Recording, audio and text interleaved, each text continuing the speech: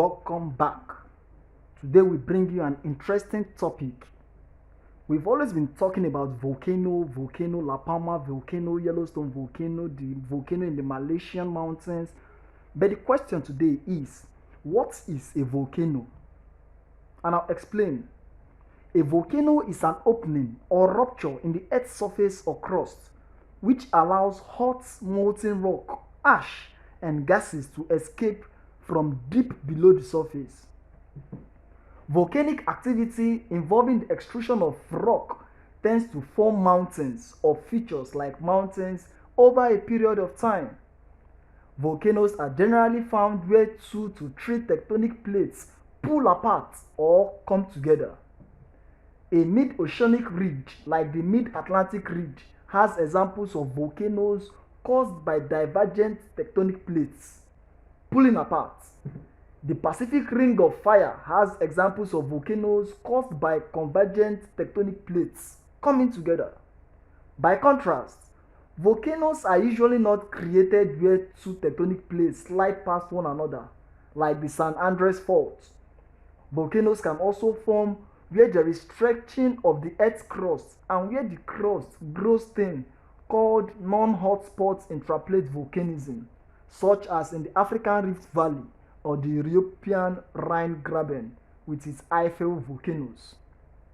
Finally, volcanoes can be caused by mantle plumes, so-called hotspots. These hotspots can occur far from plate boundaries, such as the Hawaiian Islands. But interestingly, hotspot volcanoes are also found elsewhere in the solar system, especially on rocky planets and moons. The most common perception of a volcano is a conical mountain spewing lava and poisonous gases from a crater in its top. But this describes just one of many types of volcanoes, and their feature of volcanoes are much more complicated. Supervolcano is the popular term for a large volcano that usually has a large caldera and can potentially produce devastation on an enormous, sometimes continental scale. Such eruptions would be able to cause severe cooling of global temperatures for many years afterwards because of the huge volumes of sulfur and ash erupted. They are the most dangerous types of volcano.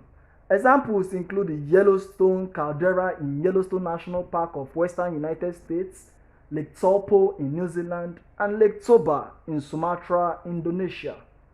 And we talked about caldera. The question now is, what is a caldera? In summary, calderas are subcircular, polygonal, or elongate subsidence basins formed by the withdrawal of magma from subvolcanic reservoirs.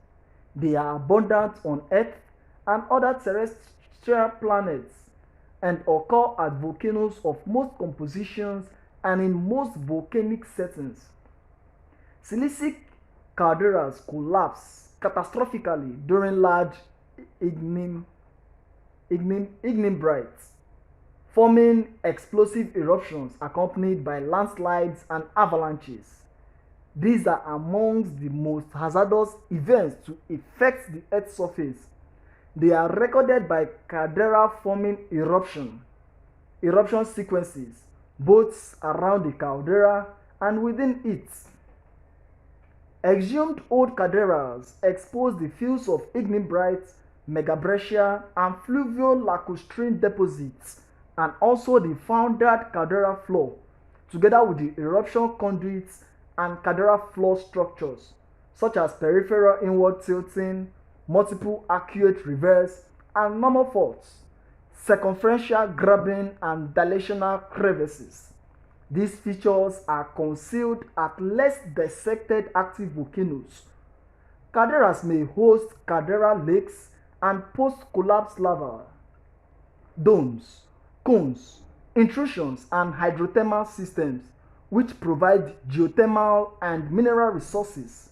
Some calderas undergo magmatic-induced uplifts before and after collapse and are sites of episodic unrest, which includes deformation, seismic, and hydrothermal activity. Wow! Hope you've learned something new today. Do you have any question to throw? Is there anything confusing you?